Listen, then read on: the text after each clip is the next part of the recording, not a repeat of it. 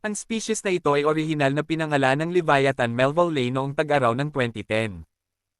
Tulad ng nangyari, ang pangalang Leviathan ay ginamit na para sa isang mastodon, isang extinct na uri ng elepante. Ipinagbabawal ito ng mga panuntunang itinatag ng International Code of Zoological Nomenclature. Kung hindi, maaaring magkaroon ng mga nakalilitong sitwasyon dahil magkapareho ang pangalan ng iba't ibang species.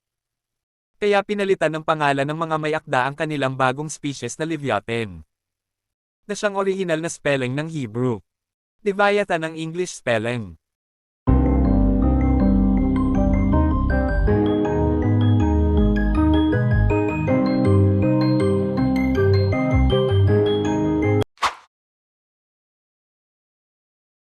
Labindalawa hanggang 13 milyong taong gulang. Miocene Epoch. Ang tanging kilalang espesimen ng Leviathan ay iniulat mula sa Peru, na nagpapahiwatig na ito ay nakatira sa timog silangang karagatang Pasipiko. Batay sa sukat ng 3 metro. Humigit kumulang 10 talampakan.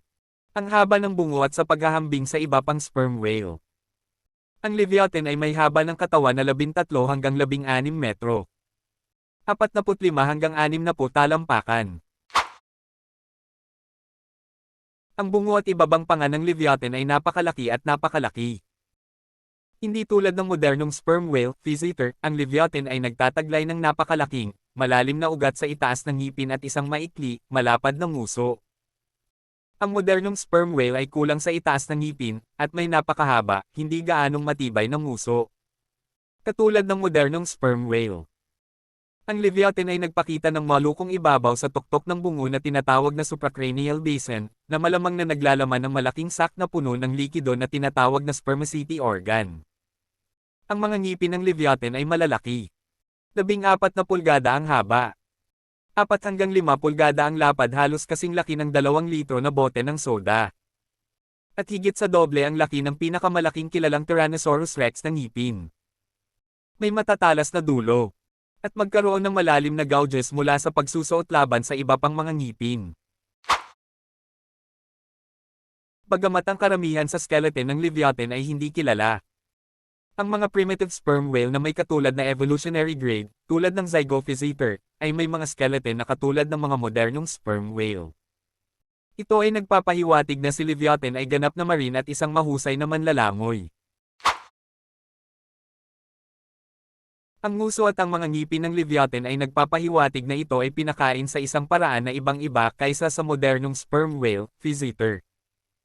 Ang modernong sperm whale ay kumakain ng malalaking pusit gamit ang oral suction, at ang mga ngipin nito ay hindi ginagamit para sa pagmuya ng biktima. Ang malalim na kakayahan sa pagsisid ng Leviathan ay hindi pa alam.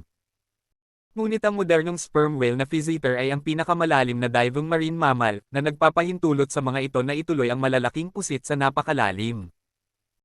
Ang tanging matitigas na bahagi ng mga pusit ay ang mga tuka, na binubuo ng chitin, isang matigas na istruktura ng protina. Ang chitin ay bumubuo rin ng mga exoskeleton ng insekto. Ang matipunong nguso at malalaking pang-ibabang ngipin ng Leviathan ay katibayan na ang biktima nito ay mas malaki at mas matigas kaysa sa pusit.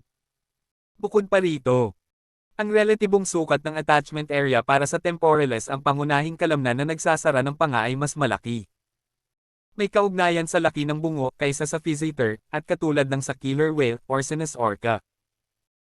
Ipinagpalagay na dahil sa marami sa mga tampok na ito, sinakop ng Leviathan ang isang higanteng killer whale tulad ng niche, at nabiktima ng mga baleen whale at iba pang malalaking marine mammal. Ang bibig ng Leviathan ay humigit kumulang 6 na talampakan ang haba at 4 na talampakan ang lapad, 3 beses ang laki ng bibig ng killer whale, Orcinus. At sapat na malaki upang magkasya ang isang nasa hustong gulang na tao, o ang buong ulo ng isang Tyrannosaurus rex.